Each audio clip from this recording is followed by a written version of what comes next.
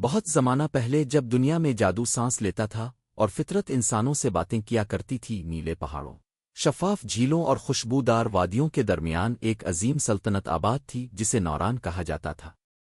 یہ سلطنت صرف اپنے محلات افوج کی وجہ سے مشہور نہ تھی، بلکہ اس لیے جانی جاتی تھی کہ یہاں سچ کو سب سے بڑی طاقت سمجھا جاتا تھا۔ یہاں کے لوگ مانتے تھے کہ اگر دل صاف ہوں تو اندھیری راتیں بھی روشن ہو جاتی ہیں۔ اسی سلطنت میں ایک رات ایسی آئی جب آسمان پر ستارے غیر معمولی طور پر چمک رہے تھے۔ محل کے بلند کمرے میں ایک شہزادی نے جنم لیا۔ جیسے ہی وہ پیدا ہوئی، ہوا میں خوشبو پھیل گئی اور چراغ بغیر ہاتھ لگائے جل اٹھے۔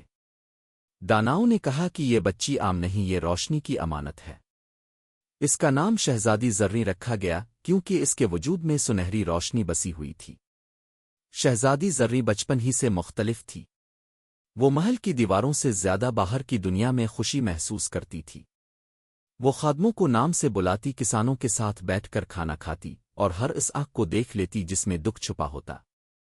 جب وہ ہنستی تو یوں لگتا جیسے بہار ہنس رہی ہو، اور جب وہ خاموش ہوتی تو لوگ اس خاموشی میں بھی سکون محسوس کرتے۔ وقت گزرتا گیا، زریں جوان ہوئی۔ اس کے بال رات جیسے سیاہ اور آنکھیں صبح کی طرح روشن تھیں، مگر اس کی اصل خوبصورتی اس کا دل تھا جو غرور سے خالی تھا۔ بادشاہ اکثر کہا کرتے تھے کہ طاقت وہ نہیں جو تلوار میں ہو، بلکہ وہ ہے جو ظلم کے سامنے جھکنے سے انکار کر دے۔ ایک سال سلطنت میں عجیب تبدیلیاں آنے لگیں۔ بارشیں وقت پر نہ ہوئیں، ہوائیں سرد ہو گئیں اور لوگوں کے چہروں سے مسکراہٹ غائب ہونے لگی۔ مشرقی جنگل جو کبھی پرندوں کی آوازوں سے گونجتا تھا، اب خاموش ہو چکا تھا۔ وہاں سے ایک ایسا اندھیرا اٹھا جو نہ دکھائی دیتا تھا، نہ چاوا جا سکتا تھا، مگر دلوں پر بوجھ بن جاتا تھا۔ دربار میں بڑے بڑے بہادر جمع ہوئے۔ کسی نے کہا تلوار سے مقابلہ کریں گے، کسی نے کہا آگ سے، مگر شہزادی زریں جانتی تھی کہ یہ اندھیرا کسی ہتھیار سے نہیں ہٹے گا۔ ایک رات اس نے خواب دیکھا کہ ایک ٹوٹا ہوا چراغ اندھیرے میں کانپ رہا ہے اور ایک آواز کہہ رہی ہے کہ روشنی وہی لا سکتا ہے جو ڈر کے بغیر سچ کا سامنا کرے۔ اگلی صبح زریں نے فیصلہ کر لیا۔ اس نے سنہری لباس اتار کر سادہ کپڑے پہنے، ایک چھوٹا سا چراغ لیا اور اکیلے مشرقی جنگل کی طرف روانہ ہو گئی۔ راستے میں اسے ایک بوڑھی عورت ملی جسے کسی نے نظر انداز کر دیا تھا۔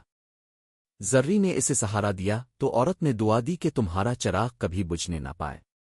آگے ایک زخمی بھیڑیا ملا، سب اس سے ڈرتے تھے مگر زریں نے اس کے زخم باندھے۔ بھیڑیے کی آنکھوں میں شکر گزاری جھلکنے لگی اور جنگل کا راستہ آسان ہوتا گیا۔ ہر نیکی کے ساتھ چراغ کی روشنی بڑھتی گئی، جیسے دل کی صفائی اسے طاقت دے رہی ہو۔ آخرکار وہ اس جگہ پہنچی جہاں اندھیرا سب سے گہرا تھا۔ وہاں ایک سایہ تھا، بے شکل، سرد اور غم سے بھرا ہوا۔ اس نے بتایا کہ وہ کبھی نوران کا محافظ تھا، مگر لوگوں کی لالچ، جھوٹ اور نفرت نے اسے آہستہ آہستہ اندھیرے میں بدل دیا۔ شہزادی نے اس سے نفرت نہیں کی بلکہ اس کا دکھ سنا، اس کی بات مانی اور پہلی بار کسی نے اس سائے کو انسان سمجھا۔ شہزادی زریں نے چراغ زمین پر رکھا، سچ بولا، غلطیوں کی معافی مانگی اور وعدہ کیا کہ نوران پھر سے انصاف کی راہ پر چلے گا۔ چراغ کی روشنی آسمان تک پھیل گئی۔ اندھیرا ٹوٹ گیا، سایہ آنسوؤں میں بدل کر روشنی ہو گیا اور جنگل پھر سے زندہ ہو اٹھا۔ جب شہزادی واپس لوٹی تو بارش ہو رہی تھی، مگر وہ خوشی کی بارش تھی۔ لوگ گھروں سے نکل آئے، بچوں نے پھول برسائے اور بادشاہ نے اسے گلے لگا لیا۔ اس دن نوران نے سیکھا کہ اصل بہادری لڑنے میں نہیں بلکہ دل کو نرم رکھنے میں ہے۔ کئی برس بعد زریں ملکہ بنی۔ اس نے قوانین لکھے مگر پہلے خود ان پر عمل کیا۔ اس نے محل کے دروازے کھلے رکھے تاکہ کوئی آواز دب نہ جائے۔ اس کے دور میں سلطنت امیر بھی رہی اور مہربان بھی۔ اور آج بھی کہا جاتا ہے کہ جب نوران میں کوئی دل ٹوٹتا ہے تو کہیں نہ کہیں ایک سنہری چراغ جل اٹھتا ہے، کیونکہ شہزادی زریں کی کہانی صرف کتابوں میں نہیں، انسانوں کے اندر زندہ ہے۔